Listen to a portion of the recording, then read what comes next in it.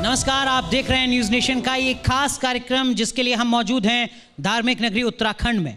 उत्तराखंड में इस सम्मेलन की जो थीम है वो है युवा उत्तराखंड और युवाओं की उम्मीद। और इस सेशन में जो इस सम्मेलन का आखिरी सेशन है, इसमें हमारे साथ जुड़ चुके हैं बहुत ही खास मेहमान, वो शख्सियत जो उत्तराखंड की राजनीति में एक बड़े बदलाव का दावा करते हैं, उनकी पॉलिटिकल पार्टी दावा करती है।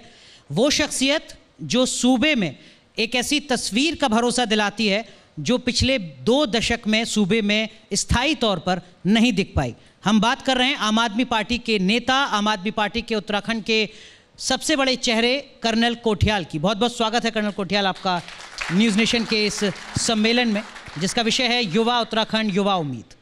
आपका बहुत बहुत धन्यवाद यहाँ पे इनवाइट करने के लिए। और साथ में ना एक चीज़ देख रहा था मैं, क्या किस्मत होती है। आज सुबह मैं था उस जगह पे जहाँ से एक नदी निकलती है, जिसे बोलते हैं सबसे पावन नदी जो जीवन देती है, उसका नाम होता है वहाँ पे भागीरथी। गंगोत्री से चला सुबह और इस टाइम पे उस स्थान में बैठा हूँ जहाँ पे सारे दुनिया से लोग आते हैं डुबकी मार करके इस गंगा मैया से और आशीर्वाद लेकर के जाते हैं। आपका बहुत बहुत धन्यवाद यहाँ पे बुलाने के लिए। शुक्रिया सर, बहुत सारी शुभकामनाएं। लेकिन मेरा पहला सवाल आपसे यही कि ऐसा क्या है कर्नल कोठियाल के एजेंडे में या आम आदमी पार्टी के एजेंडे में जो भारतीय जनता पार्टी और कांग्रेस के इलेक्शन मैनिफेस्टो में नहीं दिखा, जब जब वो सत्ता में रहे तब तक नहीं हो पाया? आम आदमी पार्टी या कर्नल अजय कोठियाल, हम वो लोग हैं, एक वो टीम है जिसको अगर डिफ़ाइन करा जाए तो ये ना कोई पॉलिटिकल पार्टी नहीं है। आज की दिशा में आज की जो भाषा होती है पॉलिटिकल की परिभाषा होती है, ये वो एक पार्टी है जो जब पूरे देश में करप्शन इतना ज़्यादा बढ़ गया था कि उस करप्शन के खिलाफ एक आंदोलन चला, India against corruption, Anna Hazare जी ने चलाया था। और जब सब लोगों को समझ में आया कि खाली आंदोलन से नहीं, सरकार में जाकर के हम बदलाव लेके आ सकते हैं, तो एक पार्टी बनी आम आदमी पार्टी 9 साल पहले। और उस 9 साल में इस पार्टी ने वो सब मुद्दे साबित करके दिखाए दिल्ली जैसी जगह में, जहाँ पे कि जो केंद्रीय पार्टियाँ हैं उनका सबसे स्ट्रॉन्ग पॉलिटिकल युद्ध होता था। वहाँ पे इन्होंने जो मुद्दे साबित करके दिखाए वो उत्तराखंड के मुद्दे हैं जो उत्तराखंड उम्मीद करता था आज से 20, साढ़े 20, 21 साल पहले, जब एक आंदोलन के बाद में वो यूपी से अलग हुआ था। कर्नल अजय कोठियाल में कोई खासियत नहीं है एक पॉलिटिशियन बनने की, ना वो कोई पॉलिटिशियन हो सकता है और पक्का उसको यकीन है कि भविष्य में भी कोशिश करेगा ना कि पॉलिटिशियन बनेगा। तो आज की जो परिभाषा है पॉलिटिशियन की, उस पर फिट नहीं बैठता।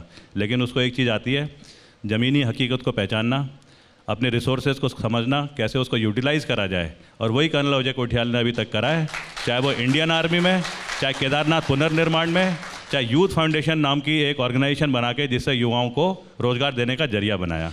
उसी चीज़ को लेकर के आम आदमी पार्टी आगे चल रही है। एक निजी सवाल, इस देश में सबसे ज़्यादा जो सम्मान होता है वो फौजियों का होता है, और एक अलग नज़रिए से सबसे ज़्यादा अगर किसी को देखा जाता है तो दुर्भाग्यवश पॉलिटिशियन को देखा जाता है। आप एक सफ़र पूरा कर चुके हैं, दूसरे सफ़र की शुरुआत कर रहे हैं, कहाँ खुद को ज़्यादा बेहतर फिट पाते हैं? दोनों जगह फिट पाता हूँ। क्या हुआ, आज जब मैं यहाँ बैठा तो मेरे सामने एक माइक रखा हुआ था, तो मैंने सबसे पहले माइक उठाया और जैसे नेचुरल तरीका होता है चेक करा कि चल रहा है कि नहीं चल रहा है। तो मेरे को याद आ रहा था जब मैं जम्मू कश्मीर में था तो आपके बगल में एक माइक होता था, वो माइक डिशुम डिशुम की आवाज़ करता था, उसको भी दबाने की ज़रूरत पड़ती थी। वो उन आवाज़ों को बंद करता था जो आवाज़ें आज हमारे देश को तोड़ रही हैं। मैं वो वाले युद्ध बड़े अच्छे तरीके से सीख के आया हूँ, हरे रंग की वर्दी पहन करके, जिसे बोलते हैं ऑलिव ग्रीन, जो इंडियन आर्मी पहनती है। आज मैं जो अपने देश के लिए मेरे को मौके मिले करने के, वो करके जो मैंने सीखा है, आज मैं इस उत्तराखंड के लिए ऐसे ही माइक, जिसको पहले मैं टेस्ट करूँगा ऐसे करके, और वो युद्ध लड़ूंगा जिसे बोलेंगे उत्तराखंड का नवनिर्माण। सर, लेकिन ऑलिव ग्रीन पहन के जो सम्मान पाया, उसी सम्मान को खादी पहन के कैसे कायम रख पाएंगे? ये बड़ी चुनौती है जब आप खुद मानते हैं कि आप एक सुलझे हुए पॉलिटिशियन नहीं हैं। इसीलिए मेरे को लगता है कि हमको ना बहुत बड़ा फ़ायदा है, क्योंकि सब लड़ रहे हैं आपस में एक दूसरे के खिलाफ उनके मुद्दों को रोकने के लिए। हम ना लड़ाई कर रहे हैं, हम खाली एक चीज़ बता रहे हैं कि जो बगैर रिसोर्सेज के कर्नल अजय कोठियाल ने उत्तराखंड में, जब उसके पास कोई ताकत नहीं थी, साबित करके दिखाया है। उन चीज़ों को ताकत मिलने के बाद, मतलब पावर मिलने के बाद, गवर्नेंस में आने के बाद कैसे इफेक्टिव गवर्नेंस मॉडल बनाया जाएगा, उस चीज़ को हम प्रूव करके दिखा रहे हैं। और उसके लिए हम कैंपेन चला रहे हैं, कैंपेन के जरिए एक एक एस्पेक्ट को समझाने की कोशिश कर रहे हैं। जैसे मैं उदाहरण दूं, अगर केदारनाथ पुनर्निर्माण अजय कोठियाल ने खाली नहीं करा है, युवाओं की टीम, महिलाओं का जो पीछे सपोर्ट था, ex serviceman, x paramilitary forces, उसके लोगों का जो एक्सपीरियंस था नौकरी के दौरान, उन सबको अजय कोठियाल ने एक इफेक्टिव लीडर की तरह एक टीम बनाई। और कोई कह नहीं सकता है कि केदारनाथ पुनर्निर्माण नहीं हो रखा है, वो तो बहुत अच्छे तरीके से चल रहा है। यूथ फाउंडेशन से अगर कोई बोले कि लड़के भर्ती नहीं हो रखे हैं, तो वो तो ना हमारे ही लड़के हैं सारे के सारे। हमने कोई किसी मकसद के लिए तो नहीं करा, हमें अच्छा लगता था कि अजय कोठियाल के पिताजी एक सिपाही भर्ती हुए थे गढ़वाल राइफल में, और क्योंकि उनकी एक इच्छा थी, अपनी मेहनत से उन्होंने नौकरी में ऑफिसर बने, उसके बाद बीएसएफ से रिटायर हुए आईजी। आज उनके 2 लड़के हैं, उन्होंने अपने लड़कों को सिखा रखा है, बेटे करो। शादीशुदा अजय कोठियाल है नहीं, उसे तो ज़िंदगी में ना ऐसे मौके मिल रहे हैं, इनके लिए तो करना ही चाहिए। चलिए एक चीज़ और आपसे निजी सवाल, ऐसा कहा जाता है कि आपने उत्तराखंड में हज़ारों युवाओं को रोज़गार दिलाने में एक अहम भूमिका निभाई है। कभी कोई पॉलिटिशियन, कोई पॉलिसी मेकर आपसे आके मिला कि ये क्या गुरु मंत्र है, थोड़ा हमारे साथ भी साझा करो, हम भी अपनी सियासत चमका सकें? बिल्कुल मिले हैं, उन्होंने इच्छा भी जताई है कि इसको बढ़ाया कैसे जाए। लेकिन प्रॉब्लम क्या होती है कि मतलब मैं पॉलिटिशियन की बात नहीं करूंगा या किसी इंडिविजुअल की बात नहीं करूंगा, पर मैं एक तरीके की बात करूंगा यहाँ सिस्टम में चल रहा है। वो सबसे पहले देखते हैं मेरे को इंडिविजुअल गेन क्या होगा। इंडिविजुअल गेन मतलब अगर यूथ फाउंडेशन के कैंप में 200 लड़के या लड़कियां हैं, तो सबसे पहले ना वो आकर के वहाँ पे भाषण देना चाहते हैं। मकसद होना चाहिए इन युवाओं को कैसे मोटिवेट करा जाए। एक वो आदमी जो लंका में जब उसने पाँव रखा था माइन फील्ड के ऊपर और उसका पाँव उड़ गया, लंगड़ा है वो जब आता है और आकर के इन युवाओं के सामने खड़ा होता है, तो पता है मोटिवेशन, रोंगटे ऐसे तगड़े हो जाते हैं कि वो 2 घंटे की जगह 5 घंटे की एक्सरसाइज करना चाहते हैं। एक पॉलिटिशियन आकर के जब बोलता है तो उनका मोराल डाउन होता है। तो इन चक्रों की वजह से हम कभी उनकी बातों पे नहीं आए, हम बड़े साइलेंटली इस कार्रवाई को करते रहे। आज हज़ारों क्या, आप तो बल्कि किसी भी गांव में जाइए तो ज़रूर आपको ना एक अलग से एक प्याला चाय का मिलेगा कर्नल अजय कोठियाल के नाम पे, क्योंकि वो युवा भर्ती होकर के आज भोले के फौजी के नाम से जाने जाते हैं। ये किसी एक खास तहसील में, किसी एक खास ब्लॉक में या किसी एक खास जिले में या पूरे उत्तराखंड में या उत्तराखंड के ज़्यादातर हिस्से में चाय मुझे कहाँ कहाँ मिलेगी? आज अगर 12-12.5 हज़ार लड़के लड़कियां आर्मी, पैरामिलिट्री फोर्सेस, मतलब बेल्टेड यूनिफॉर्म फोर्सेस, ये उत्तराखंड पुलिस, ये अपना फॉरेस्ट डिपार्टमेंट, इसमें भर्ती हो रखे हैं। तो ये ना अक्रॉस उत्तराखंड है। थोड़ा आपको ज़्यादा गढ़वाल में इसलिए मिलेगा क्योंकि शुरू में जब मैं आया था, प्रिंसिपल नेहरू पर्वतारोहण संस्था, तो वो ना उत्तराखंड गढ़वाल में थी। तो शुरुआती हमने कभी तो सोचा नहीं था आज यहाँ पे बैठेंगे इस हथियार को लेके जो सबसे बढ़िया है, जिसे बोलते हैं न्यूज़ नेशन, और यहाँ से जनता को अपना एक मैसेज देंगे। तब हमें ये नहीं पता था कि ये यूथ फाउंडेशन भी कहीं ना कहीं एक प्लेटफॉर्म अजय कोठियाल को सपोर्ट करने वाला बनेगा, उसके परिवार। लेकिन क्योंकि शुरू में वहाँ पे था तो ज़्यादा वहाँ पे, लेकिन अक्रॉस उत्तराखंड आप किसी भी जगह, प्लेन्स, तराई, मतलब कुमायूं में भी चाय मिलेगी और गढ़वाल में तो मिलेगी सब जगह। वो तो बोलने की बात नहीं है। चलिए, लेकिन फौज से वीआरएस के बाद आम आदमी पार्टी क्यों? आप कांग्रेस में जा सकते थे, सबसे पुरानी पार्टी है, आप बीजेपी में जा सकते थे, सबसे बड़ी पार्टी है। दोनों पार्टियां पुरानी हैं, दोनों पार्टियों ने कहीं ना कहीं अपना बड़ा अच्छा समाज की तरफ योगदान दिया है। होता क्या है कि क्योंकि जैसे मैं पहले बोल रहा था कि हमारे साथ ना एक जो प्रॉपर पॉलिटिशियन की जो परिभाषा बन गई है वो फिट नहीं बैठती थी। तो क्योंकि मैं उस ऑर्गेनाइजेशन से हूँ जहाँ फिज़िकल फिटनेस भी एक इम्पॉर्टेंस, एक रोल लेती है। उसमें एक होता है उठक बैठक करना। अगर उठक बैठक अपनी बॉडी को स्ट्रॉन्ग बनाने के लिए, अपने घुटनों को मजबूत बनाने के लिए, अपने ये जो होते हैं ना नीचे, इसमें कभी अर्थराइटिस ना हो, उसके लिए अगर उठक बैठक करनी चाहिए तो वो तो हर किसी का फ़र्ज़ बनता है। लेकिन अगर टिकट लेने के लिए, अगर मुद्दे को आगे करने के लिए आपको दिल्ली में जाकर के 20 दिन उठक बैठक करनी हो, वो तो हमारे बस की नहीं है ना। अगर वो हमारे बस की नहीं है तो हम क्या करते?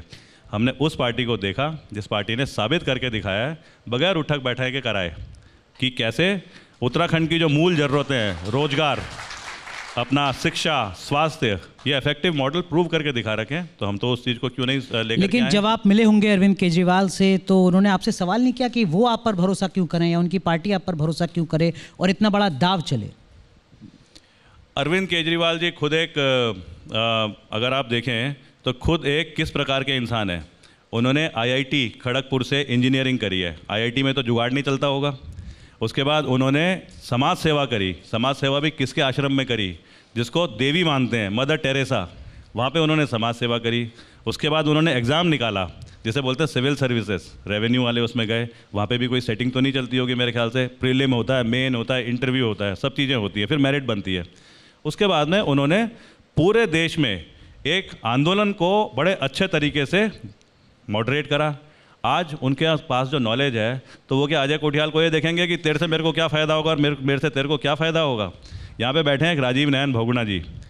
इनके पिताजी को जब दिल्ली सरकार ने वहाँ के विधानसभा में सम्मानित करा, क्योंकि इनके पिताजी सुंदरलाल बहुगुणा जी मतलब आदर्श हैं, वो उत्तराखंड थोड़ी, वो तो पूरे दुनिया के आदर्श हैं, गौरव है, गौरव है, कहाँ कहाँ सम्मानित कर दिया गया है। तो राजीव नयन बहुगुणा जी ने पता है अरविंद केजरीवाल जी को क्या बोला, और उससे पहले एक बार मेरे को क्या बोला था कि केजरीवाल जी, छोटे भाई हो, आप कोई नेता नहीं हो, आप डेपुटेशन में जा रखे हो नेतागिरी में। जिस दिन आपका काम पूरा हो गया नेतागिरी को ठीक करने का, उस दिन वापस हमारे कैडर में आ जाना। हमको भी वो यही चीज़ें बोलते हैं कि कर्नल साहब, तू मेरा छोटा भाई है, तू कुछ दिन अपनी 2 साल 5 साल 6 साल डेपुटेशन में जा, राजनीति की डेफिनेशन को ठीक कर और फिर वापस आ जा, लेकिन फिर घूमेंगे जम्मू कश्मीर और जगह। लेकिन सर, सत्ता का नशा जो है उससे निकल पाना बड़ा मुश्किल होता है। कोई ही ऐसा पॉलिटिशियन होगा हिंदुस्तान में जो सत्ता में पहुंचने के बाद वहां से निकल पाया हो और फिर बहुगुणा जी के साथ जम्मू कश्मीर घूमने पहुंच जाए। मैं अपने नशे की बात बताता हूँ। पता है क्या नशा आता है? आप अचानक चल रहे हो और सामने से दम दम दम गोलियां चलनी शुरू होती हैं और आपके बगल वाला गिर जाता है, वो चिल्ला रहा है, आपने उसे उठाना है या आपने अपने टारगेट को अचीव करना है। ऐसा बढ़िया नशा है ना कि पॉलिटिकल फील्ड में एक वो बनना चाहिए, इंडियन मिलिट्री एकेडमी के बगल में एक छोटी सी यूनिवर्सिटी, और 6 महीने 1 साल का एक्सपीरियंस उनको ना इन चीज़ों का देना चाहिए। उसके बाद में आकर के जो वो करेंगे, पता है उत्तराखंड नवनिर्माण में बीजेपी और कांग्रेस ही रहेगी, फिर आम आदमी पार्टी कभी नहीं आएगी, क्योंकि बहुत अच्छे तरीके से वो निर्माण करेंगे, और अगर वो निर्माण करेंगे तो हमें आने की ज़रूरत क्या है। लेकिन अब आप दावा कर रहे हैं, आपकी पार्टी दावा कर रही है कि अब आप उत्तराखंड का नवनिर्माण करेंगे। 2022 में कौन सी चुनौतियां आपको नज़र आती हैं? बड़ी चुनौती क्या है? एक आंदोलन हुआ जिसे बोलते हैं यूपी से उत्तराखंड को अलग करने के लिए। उस आंदोलन में आंदोलनकारियों ने, महिलाओं ने, सारी जनता ने पता है इतनी कुर्बानियाँ दी हैं, और उसके बाद में क्यों वो आंदोलन कामयाब हुआ? क्योंकि कुछ मुद्दे थे। वो मुद्दे आज हमारे सामने हैं। बेरोजगारी, मतलब युवा को देखो, कहता है सर मेरे को देखो ज़रा, मेरी आंखों में क्या कमजोरी है, मतलब मैं डायरेक्ट आंख से आंख मिला करके देख सकता हूँ, मतलब कॉन्फिडेंस है मेरे पे। कहता है मेरा बॉडी स्ट्रक्चर देखो, कौन सी जगह है जिसके लिए फिट नहीं हूँ। मेरे संस्कार देखो, मैं प्रणाम करता हूँ तो ऐसे नौटंकी प्रणाम नहीं करता हूँ, दिखता है कि मैं दिल से पाँव छू रहा हूँ आपके। अगर आप हाथ मिलाते हो तो मैं पूरी रिस्पेक्ट करता हूँ आपको। ऐसे युवा अगर ये शब्द बोलता है कि मेरी उम्र 20 साल है और मेरे को आगे अपने भविष्य के बारे में नहीं पता है, लेकिन मेरा जो छोटा भाई है जिसकी उम्र 15 साल है, 5 साल के बाद वो 20 साल का हो जाएगा और उसे भी पता ना हो कि भविष्य में क्या होना चाहिए, तो कहता है सर फिर मैं क्या करूं? और फिर आप क्या कर रहे हो कर्नल साहब, जिनको कि हम आदर्श मानते हैं? 52 साल के आप हो, आपने इतने एक्सपीरियंस लिए हैं, आप क्यों नहीं हमारे लिए कुछ वो कर रहे हो? क्यों नहीं हमें दिशा दिखा रहे हो? ये वो वाले मुद्दे हैं जो उस टाइम पे आंदोलनकारियों ने देखे थे। ठीक है। स्वास्थ्य, जो एजुकेशन है, पलायन होना पहाड़ से कोई खराबी नहीं है अगर अच्छाई के लिए हो, लेकिन अगर बेसिक सुविधाएं जो सरकार ने देनी चाहिए उसकी वजह से पलायन हो रहा है, तो फिर तो कहीं ना ये जो गवर्नेंस का जो तरीका है, जो ब्यूरोक्रेसी और पॉलिटिशियंस मिलकर बनाते हैं इफेक्टिव गवर्नेंस, वो टोटली टूट गई है। उसे बोलेंगे पॉलिटिकल डिजास्टर। आज हर जगह कोई शक नहीं है, हम बोल सकते हैं कि हमें नहीं दिख रहा है तो हम झूठ बोल रहे हैं, नहीं तो हर जगह दिख रहा है। भ्रष्टाचार बुरी तरह से घुस गया है सिस्टम में। यही वाले मुद्दे हैं जिनको कि आम आदमी पार्टी लेके चल रही है। सर, लेकिन लोग हो सकता है कि कुछ हद तक निराश हो चुके हों उत्तराखंड के, जिनको लगता हो कि जो काम 2 दशक से नहीं हो पाया, तब जबकि दोनों पॉलिटिकल पार्टी ने लंबे वक्त तक राज किया या दोनों ने ही राज किया है, तो वो काम अब अगले 5 साल में कैसे कर्नल कोठियाल या उनकी पार्टी कर दें? कैसे वो आप पर भरोसा करें, जो लोग निराश हुए हैं पिछले 2 दशक में? भरोसा तो हम कभी नहीं बोलेंगे कि कैसे वो हम पे भरोसा करें। हम तो ये बोलते हैं हमारे काम को देखो, जिस तरीके से हमने काम करें, और जब हमारे पास पावर या ताकत नहीं थी उस टाइम पे अगर हम काम कर सकते हैं तो क्या हम आगे नहीं कर सकते? अगर मैं आपको एक ना छोटी सी चीज़ बताता हूँ, क्यों उत्तराखंड पूरे दुनिया भर की आध्यात्मिक राजधानी बननी चाहिए। आप देखो, एक चीज़ होती है उसे बोलते हैं जागर। पहाड़ में जागर क्या होता है? एक दुबला, आप देखो एक दुबला पतला सा आदमी है, लगेगा 45 साल इसका वजन है, और आधे घंटे के बाद ना वो इतने बुरी तरह से मतलब अपने ही उसमें डांस कर रहा होता है कि लगता है ये तो लोहे को भी तोड़ सकता है। पर उसे जागरूक कैसे करा जाता है? जागर मतलब जागरूकता, जागरूक करना। उसे किस्से बताते हैं पुराने, उसके अंदर आत्मा आएगी जो चला गया है। अजय कोठियाल के दादाजी चले गए, उनको बुलाना है, तो शुरुआत कैसे होगी? बिठा दिया जाएगा उस आदमी को, उसको सुनाया जाएगा, उसके थ्रू ऊपर जा रही है आवाज़, इतना बढ़िया गांव था तुम्हारा, हरी भरी खेतियाँ, यहाँ पे सब चीज़ें थी, गाय थी, दूध था, परिवार आता था बीच में। ऐसा कैसे हो गया कि कुछ लोग गलत सोच वाले तत्व आए और धीरे धीरे यहाँ पे हो गए? तो तू क्या कर रहा था? अब वो ना ऐसे बैठा हुआ है, फिर यूँ थोड़ा ऐसे होगा, फिर उसको बोलेंगे तेरी कौम वो है, तू गढ़वाली है, गढ़वाल राइफल होती है तेरे यहाँ से, तो वो ना थोड़ा ऐसे होगा। फिर उसके बाद बोलेंगे उसको कि तेरे को ऐसे करके यहाँ से भगाया गया और तू भाग क्यों गया, वापस क्यों नहीं आ रहा है, तो वो ऐसे होगा। फिर उसे बोलेंगे तूने उत्तराखंड का नवनिर्माण करना है, ये जो पॉलिटिकल पार्टीज़ हैं बीजेपी और कांग्रेस, ये 20 साल में बदली होती जा रही हैं, तो क्यों नहीं कर रहा है उसको? तो उस पतले से आदमी को, कमज़ोर आदमी जिसका नाम है कर्नल अजय कोठियाल, उसको वो जागर क्यों नहीं जागरूक करेगा और क्यों नहीं वो डांस करके हल्ला करेगा बुरी तरीके से? ये हमारे संस्कारों में दिया हुआ है, तरीके दिए हुए हमारे यहाँ पे। ठीक है, आपने आध्यात्मिक राज्य की बात की। दोनों ही बातें हैं। पहला तो ये कि आध्यात्मिक राज्य अब तक क्यों नहीं बन पाया, बनना चाहिए था उत्तराखंड, और आप इसके पक्ष में हैं या नहीं हैं। और दूसरी बात ये भी कि तब जबकि मॉडर्न इंडिया की बात होती है, मॉडर्न सोसाइटी की बात होती है, जहाँ कंप्यूटर, इंटरनेट, आईटी की बात हो रही है, आप कहीं समाज को या पूरे सूबे को कुछ और पीछे तो नहीं खदेड़ रहे हैं? दोनों दलीलें होती हैं। एक किताब है इंग्लैंड के एक सबसे बड़े फेमस वकील के ऊपर लिखी हुई, उसका नाम है the monk who sold his Ferrari. Ferrari सबसे महंगी गाड़ी थी, सबसे अमीर वो था वकील। एक दिन वो कोर्ट में केस लड़ रहा था, उसे हार्ट अटैक हो जाता है और वो ना गिर जाता है। वो कहता है क्या है ये पैसे जायदाद, मैं अपनी ज़िंदगी बर्बाद कर रहा हूँ। तो भाग के पता है कहाँ पे आता है वो हिमालय में, और हिमालय में संतों के साथ रहता है। आज तो हमको आशीर्वाद देने खुद महामंडलेश्वर सर आ रखे हैं, प्रणाम सर, आध्यात्मिक राजधानी की बात कर रहे हैं हम। वो संतों के बीच में रहता है 3 साल के बाद जब इंग्लैंड वापस जाता है ना, तो जैसे हमारी बॉलीवुड है, ऐसे जो फिल्म इंडस्ट्री है वो उनसे ज़्यादा स्मार्ट दिखता है। यहाँ तो वो वाली स्पिरिचुअल फीलिंग है, वो वाली भावना है। अगर हम बोलें आईटी इंडस्ट्री को भी और बढ़िया करने के लिए क्या है, साल में 1 महीने सारी की सारी टीम को दैट स्पिरिचुअल फीलिंग जो यहाँ हिमालय से मिलती है, गंगा नदी से मिलती है, यहाँ के धामों से मिलती है, यहाँ के लोगों के संस्कार से मिलती है, उसका इंट्रोडक्शन कराना, उसी को तो हम बोल रहे हैं।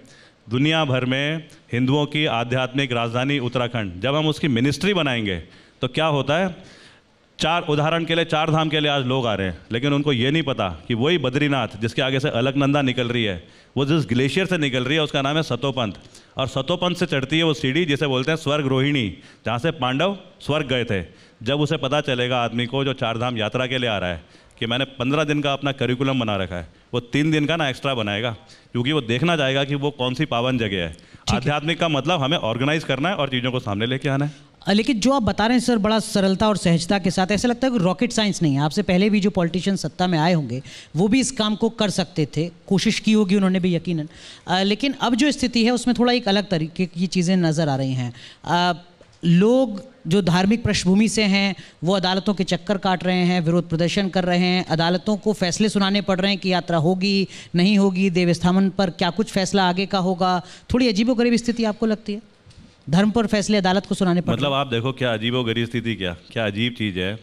एक सरकार है, सरकार का मतलब क्या होता है, सरकार के पास में सेलेक्टेड पॉलिटिशियंस हैं जिनको जनता ने चुना है। इसका मतलब जनता उनको अच्छा मानती होगी, अपना लीडर मानती होगी, वो बनते हैं फिर मिनिस्टर।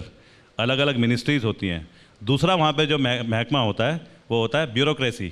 सारे के सारे क्रीम जिसको बोलते हैं सेलेक्टेड क्रीम, वो आती है ब्यूरोक्रेसी। दोनों मिलकर के सिस्टम बनाती है। अलग अलग डिपार्टमेंट हैं। आज उत्तराखंड अगर ठीक से चला है या कोई भी स्टेट ठीक चले तो क्या होना चाहिए, इफेक्टिव गवर्नेंस, जिसका हिस्सा है कि आपने जो पॉलिसीज़ बनाई है उनको ज़मीन पे अमल करना है। उसको ठीक करने के लिए लॉ एंड ऑर्डर होना चाहिए, पुलिस आपके पास में है। उसको करने के लिए अगर पढ़ाई है तो एजुकेशन का डिपार्टमेंट अलग है, एजुकेशन का डिपार्टमेंट हेल्थ नहीं देख रहा है, हेल्थ का डिपार्टमेंट अलग है। ये सारे डिपार्टमेंट अगर हैं तो करना क्या है, खाली इन डिपार्टमेंटों ने जो एक प्रोसीजर बन रखे हैं उनको ठीक तरीके से चलना है। 4 धाम यात्रा क्यों नहीं होगी? कुंभ मेला जिसको कि इतना बुरा नाम दिया गया ये कोरोना के बाद में, कुंभ मेला क्यों नहीं होना चाहिए? इतने दुनिया भर के लोगों की भावना है, लेकिन जब ये सारे डिपार्टमेंट हमारे पास में है तो ये डिपार्टमेंट क्या कर रहे थे, इन्होंने क्यों नहीं यकीन करा कि कुंभ की जो पॉलिसीज़ होती हैं कि कुंभ को कैसे कंडक्ट कराना चाहिए, क्यों नहीं कराया? उल्टा निकला केस क्या है यहाँ पे, कुंभ घोटाला। मतलब मैं बोलना चाह रहा हूँ, बड़ी सिंपल सी चीज़ है, इनको खाली करने की ज़रूरत है। हम यही तो बोल रहे हैं कि क्यों 6 महीने वेस्ट कर रही है पार्टी जो पावर में है। आज भी अजय कोठियाल को भी साइलेंटली बुलाए, हम उनके एडवाइज़र बन के उन्हें सिखाते हैं, और उसके बाद अगर हमें लगेगा 6 महीने के बाद में वो अच्छा कर रहे हैं तो हम क्यों जाएंगे पॉलिटिक्स में। हम देश के लिए और 10 धामी काम जी है को वो आपने करेंगे। ये रिक्वेस्ट भेजी है, ये सलाह दी है अभी या नहीं दी है? अब प्रॉब्लम तो यही है कि सलाह देने का ना तरीका दूसरा होता है, क्योंकि उसको लिया जाता है काउंटर। हमने एक सलाह दी थी कि करप्शन का एक केस हमने पकड़ा, जिसमें हम खुद एडवाइज़र बन के गए, हमने जा कर के घूस दी, मतलब नहीं देनी चाहिए पर बड़े काम करने के लिए ना ऐसी चीज़ें भी करनी पड़ती हैं। हमने अधिकारी जी को दे दी, अधिकारी ने बोला ये तो बहुत बड़ा मतलब घोर गलती है। तो जो मिनिस्टर हैं उसकी रेखा आर्या जी, धामी जी आपने बोला ना, मुख्यमंत्री है, हमारे अच्छे जानने वाले भी हैं, दोस्त भी हैं, छोटे भी हैं, भाई भी हैं। धामी जी भी उसी सबके हेड हैं। वो मंत्री जी क्या कहती हैं कि कर्नल कोठियाल जो है नया नया आया ना, इसे अभी राजनीति नहीं आती, तो ये राजनीति के जुमलेबाजी कर रहा है। अगर ये केस था तो इसको जाना चाहिए था ये anti corruption bureau. Anti corruption bureau के पास तब जाया जाता है जब आप किसी का घपला पकड़ने की कोशिश कर रहे हो। यहाँ तो पकड़ा हुआ घपला है, तो धामी जी ने तो वो सुना था। मैं ये बोल रहा था, धामी जी ने भी सुना था वो। हमने कई बार कई स्टेटमेंट दिए, सबसे बोला कि कोशिश करो, कोई जवाब नहीं दे रहा है। तो मैं कैसे 6 महीने वाली बात कर रहा हूँ, उनको लिख करके क्या दूँ मैं? ठीक है, हम उम्मीद करते हैं कि अब शायद आपको वो धामी साहब ज़रूर सुनेंगे। लेकिन ये थोड़ी अलग तरीके की पॉलिटिक्स नहीं है कि आप नौकरी मांगने पहुँच गए सरकारी दफ्तर में? आप बताइए ना कैसे करूँ? सबको दिख रहा है वो लड़के छूट रहे, बाहर निकल रहे हैं, हड़ताल कर रहे हैं। आंखें हमारी ख़राब तो नहीं है? पुलिस हमारी उत्तराखंड की पुलिस इतनी अच्छी है क्योंकि हमारे ही छोटे भाई, हमारे ही बड़े भाई हैं। वो बेचारे बस खाली ये जो एक तरफ बेरोजगार हैं, एक तरफ नौकरी से निकले हुए हैं, और एक तरफ उन्हीं के सामने से उनके मंत्री निकल रहे हैं, वो उनको ना अलग अलग कर रहे हैं, और मंत्री भी देख रहा है। तो इसमें क्या अलग टाइप की पॉलिटिक्स क्या है? जब कुछ नहीं हो रहा है तो क्या करना चाहिए? अंदर नहीं जाना चाहिए? ठीक है, अंदर जाके बैठना नहीं चाहिए? क्या मैं ऐसा करूं कि हम कर देंगे, हम देख लेंगे, हम बताएंगे, और जनता बोलेगी अरे अजय कोठियाल तेरे को क्या हो गया, अच्छा खासा आदमी था, सैल्यूट मारता था, आज पाँव छू रहा है तू? ठीक है। अब से कुछ देर पहले बहुगुणा जी के साथ ही एक सेशन हो रहा था जिसमें कुछ सीनियर जर्नलिस्ट भी थे। एक जो चिंता जाहिर की उत्तराखंड के उन तमाम पैनलिस्ट ने, वो ये कि उत्तराखंड में तीसरा विकल्प अब तक कामयाब नहीं रहा। पिछले 2 दशक में कोशिशें पहले की गई, लेकिन कोई भी तीसरा फ्रंट अब तक कामयाब नहीं हो पाया। वो किसी ना किसी बड़ी पार्टी की बी टीम बनकर रहा। इस बार भी क्या ऐसा ही कुछ होने जा रहा है, या इस बार कुछ स्थितियां बदली हैं? मेरे को नहीं पता तीसरा विकल्प का मतलब क्या होता है। मैं आजकल देख रहा हूँ कि यहाँ पे एक पार्टी होती है जो सरकार पे होती है, सत्ता में होती है, एक होती है विपक्ष में। ये हमारा कॉन्स्टिट्यूशनल फंक्शनिंग का मेथड भी है। कई जगह जब आम आदमी पार्टी के जोशीले युवा, उसके चेहरे को कोई बहुत ज़्यादा नहीं जानता होगा, लेकिन उसकी काबिलियत है वो सामने दिखती है, उसको जब डिबेट में बिठाया जाता है ना, तो कांग्रेस और बीजेपी के जो आते हैं डिबेट में, वो दोनों मिलकर के ऐसे लगता है कि वो आम आदमी पार्टी वाले के पीछे पड़े हैं और एक दूसरे के खिलाफ नहीं है। आपस में खिलाफ भी होते हैं, लेकिन आम आदमी के पार्टी के पीछे तो दोनों ही रहते हैं। तो मेरे को ये नहीं पता कि तीसरा विकल्प कौन सा होने वाला है। एक तो आम आदमी पार्टी है, बाकी इन दोनों में से कोई होगा। ठीक है, ये तो आपने नेताओं वाली बात कही है। लेकिन चलिए, चूंकि आप नेता बन चुके हैं, आम आदमी पार्टी का मुकाबला किससे है उत्तराखंड में, कांग्रेस से या भाजपा से? आम आदमी पार्टी ने उत्तराखंड नवनिर्माण की जो परिभाषा बनाई है वो पूरी करनी है सरकार में आकर के। तो जो सरकार में होगा उसी से तो हमारा मुकाबला होगा। जो विपक्ष में है या कहीं और घूम रहा है उससे हमें क्या मतलब है। जो सरकार में है वो है आज भारतीय जनता पार्टी, तो मुकाबला उनसे है। ठीक है, तो आप कांग्रेस को सिरे से खारिज लेकिन एक मेरा जरूर इसमें है, मतलब ये मैं खाली ऐसे बोलने के लिए नहीं बोल रहा हूँ। मेरे को नहीं पता कि भारतीय जनता पार्टी के जब तक अभी इलेक्शन आएंगे 2022 में, कितने लोग कांग्रेस में होंगे या कांग्रेस के कितने भारतीय जनता पार्टी में आएंगे। तो हो सकता है कि नाम के लिए वो भारतीय जनता पार्टी हो और ज़्यादातर लोग कांग्रेस वाले आ चुके हो, जैसे पहले भी आए थे। ठीक है, ये सवाल आम आदमी पार्टी से भी पूछा जाना चाहिए कि जब तक आप अपने चुनाव की लिस्ट जारी करेंगे तब तक कांग्रेस और बीजेपी के कितने चेहरे आम आदमी पार्टी में होंगे? दरवाज़ा ओपन है, हर कोई आ सकता है। हम तो कहते हैं कॉलेज का जो प्रेसिडेंट बन चुका है वो आए और आकर के हमसे बात करें कि सर मैं उत्तराखंड के नवनिर्माण के लिए ये सोचता हूँ, मैं करप्ट नहीं हूँ, मैं कभी अपनी ज़िंदगी में धर्म की राजनीति नहीं करूँगा, मैं जो है अपने देश के लिए कुछ भी कर सकता हूँ। हम उसको ना कैरेक्टर को समझेंगे, हम तो उसको भी मौका देंगे। अगर बीजेपी और कांग्रेस से कोई आते हैं और हमारी जो पैरामीटर्स हैं डिफाइन जो कर रखे हैं उनमें फिट बैठते हैं तो केस टू केस बेसिस हम उनको एक्सेप्ट करेंगे। सर लेकिन कर्नल कोठियाल, जो आप कह रहे हैं वो आदर्श स्थिति है। होता ये है ज़मीन पर कि जो जिताऊ फैक्टर है वही आखिरकार काम करता है, तो इसके बीच में अंतर कैसे करेंगे आप? एक तरफ सत्ता में पहुंचना है, दूसरी तरफ सिर्फ काबिलियत को प्राथमिकता देनी है। जिताऊ फैक्टर को नज़रअंदाज कर देंगे सर तो फिर बहुमत के आंकड़े से हो सकता है थोड़ा दूर हो जाए। हमारा तो मुद्दा ही ना पॉलिटिकल फैक्टर देखना है ना कोई और फैक्टर देखना है, हमारा तो फैक्टर ही हमने देखना है जो जिताऊ मुद्दा है। जिताऊ मुद्दा क्या है? जब हम कुछ टाइम पहले हमने डिक्लेयर करा कि हम 300 यूनिट फ्री की बिजली देंगे, झगड़े हो गए। एक सरकार में पार्टी है, एक विपक्ष में है, वो कहते हैं हम भी देंगे, एक कहता है कि हो ही नहीं सकता। फिर सरकार वाली पार्टी कह रही है हम अपने अधिकारियों को बोलेंगे कि ज़रा बनाओ कोई तरीका। अब आम आदमी पार्टी ने रजिस्ट्रेशन कराना शुरू करा, वो कैंपेन चलाना शुरू करा, किसी और मुद्दे के बारे में बात नहीं करी। पहला जिताऊ मुद्दे की बात कर रहा हूँ मैं, और उसमें कोई 14 लाख 10-15 हज़ार परिवारों ने रजिस्ट्रेशन कराया है और मैसेजेस दिए हमको कि अगर मेरे घर में 120 यूनिट बिजली लगती है, तुमने 100-300 यूनिट बोला है, तो 180 मेरे को इसलिए ज़रूरत है क्योंकि मेरे घर में सांप बिच्छू जंगल से आके अंदर घुस जाते हैं, मेरे बरांडे में बाघ आता है, बच्चे को उठाने का डर रहता है, तो मैं 180 यूनिट बाहर लगाऊंगा। तो ये जिताऊ मुद्दा हम लेके चल रहे हैं। ठीक है। दूसरा जिताऊ मुद्दा अभी हमने शुरू करा है, युवाओं को रोजगार।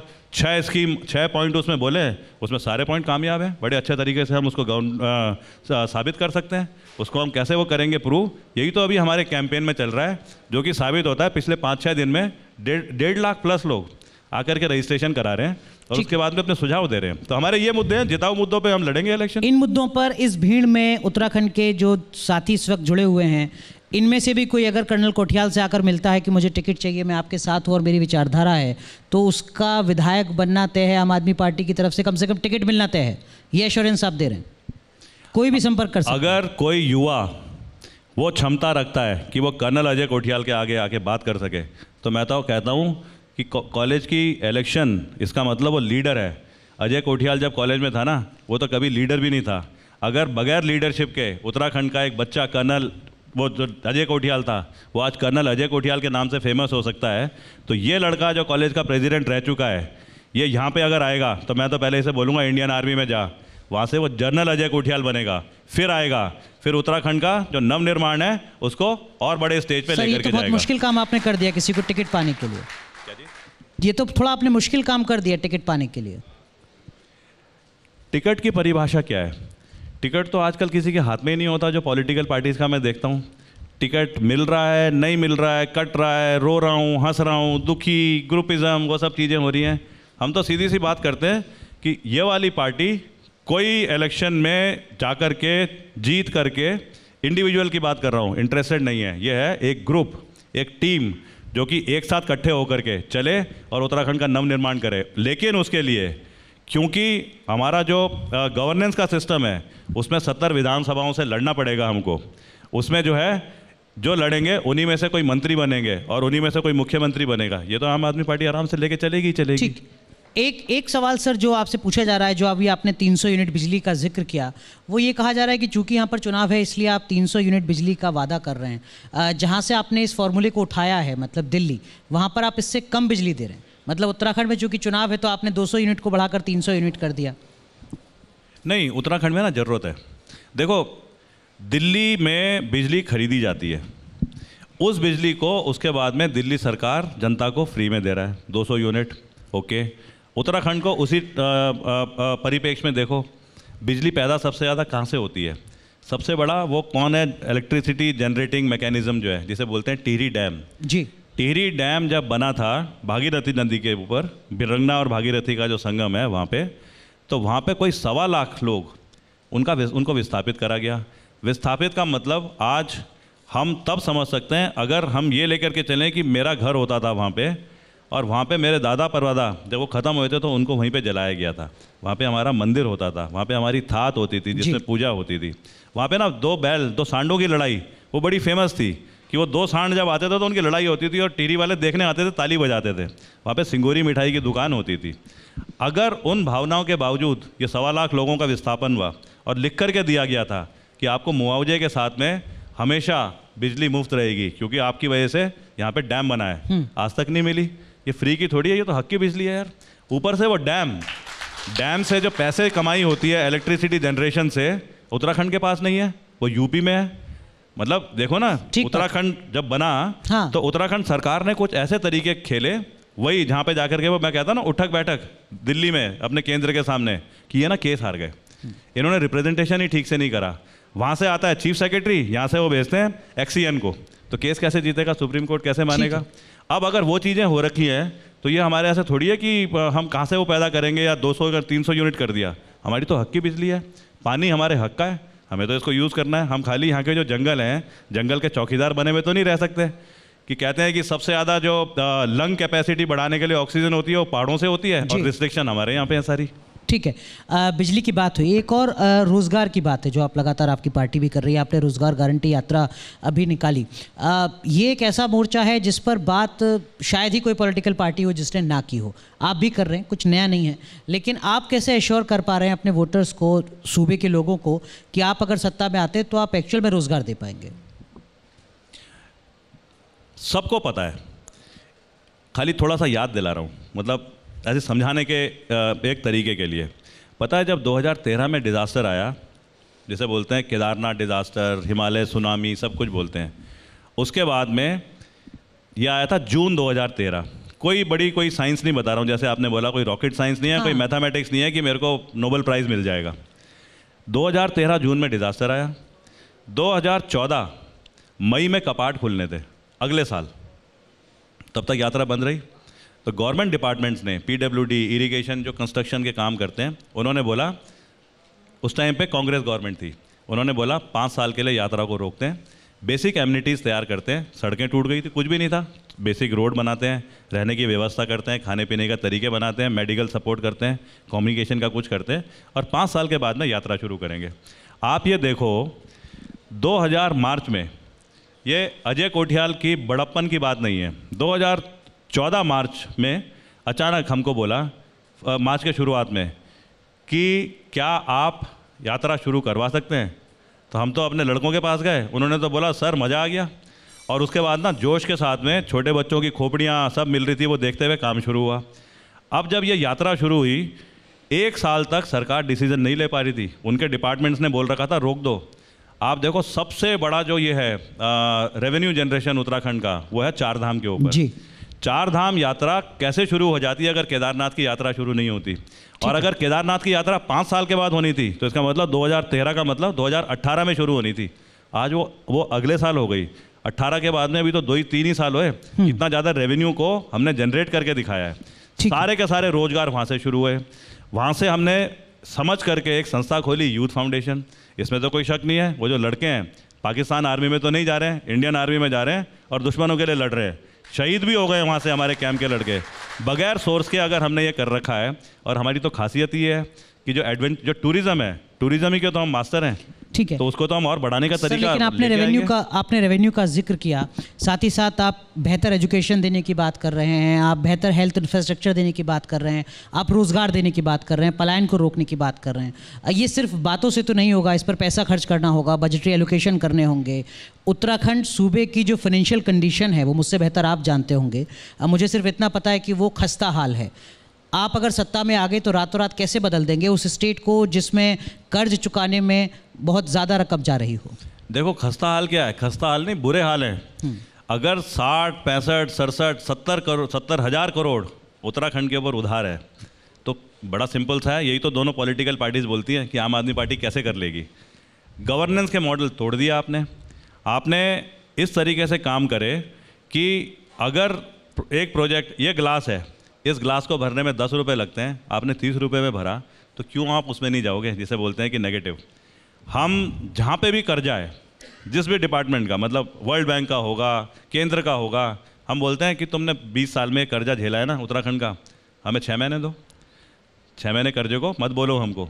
हमारे पास जो 55,000 करोड़ साल के आते हैं, हम उसी को इस्तेमाल करके और इफेक्टिव गवर्नेंस बना करके देखना 6 महीने में तो एम्प्लॉयमेंट क्या जनरेट करेंगे, दुगना करेंगे। यहाँ पे तो बल्कि और ज़्यादा चीज़ों के स्कोप हैं, क्योंकि मेरे को लगता है यहाँ पे हमारा डिस्कशन उस टाइप से नहीं हो पाएगा। पर इलेक्शन में जाने से पहले जो आम आदमी पार्टी अपने कैंपेन कर रही है उसमें ये वाला मुद्दा भी सबको समझाया जाएगा, उसमें कैसे अच्छे स्कूल प्रोवाइड करे जाएंगे उसका मुद्दा समझाया जाएगा, कैसे मोहल्ला क्लिनिक होती है वहाँ पे जो उसको हम बेसिक PSC लेवल पे कैसे लेके जाएंगे और कैसे इफेक्टिव हॉस्पिटल्स बनाएंगे, कैसे बेरोजगारी को तोड़ेंगे, वो तो चल ही रहा है, कैसे भ्रष्टाचार को तोड़ेंगे, वो हमने सारे मुद्दे समझाने हैं और उसके बाद हमने 2022 में बोलना है कि अगर समझते हो तो हमको चूज़ करो। ठीक है, एक चीज़ और मैं आपसे समझना चाहूँगा, धामी सरकार या भारतीय जनता पार्टी के पास ये कहने के लिए है एक दलील कि यहाँ डबल इंजन की सरकार है, अगर वो सत्ता में आते हैं तो केंद्र और राज्य दोनों। कांग्रेस पार्टी ये कह सकती है कि हमारे पास हरीश रावत जैसे एक अनुभवी नेता हैं जो मुख्यमंत्री रहे, केंद्र सरकार में मंत्री रहे। कर्नल कोठियाल क्या कहेंगे उत्तराखंड में? एक है डबल इंजन की सरकार, क्योंकि आज जो अच्छे कविताएं लिखते हैं, जो दूसरे के दिमाग को हिट कर सकते हैं, वो भी पॉलिटिकल पार्टीज ने ना अपने यहाँ बना रखे हैं, जिसको बोलते हैं IT सेल। मतलब IT सेल का काम होना चाहिए कहीं इन्वेंशन करें, यहाँ पे कैसे और रिवॉल्यूशनरी चीज़ें आ सकें। IT सेल कर रही है, क्या करें जनता को वो करने के लिए? अच्छा बोलते हैं डबल इंजन की सरकार। डबल इंजन की सरकार एक बार हो गई, अगली बार क्या बोलेंगे? अब कुछ और चीज़ लेकर के आएंगे।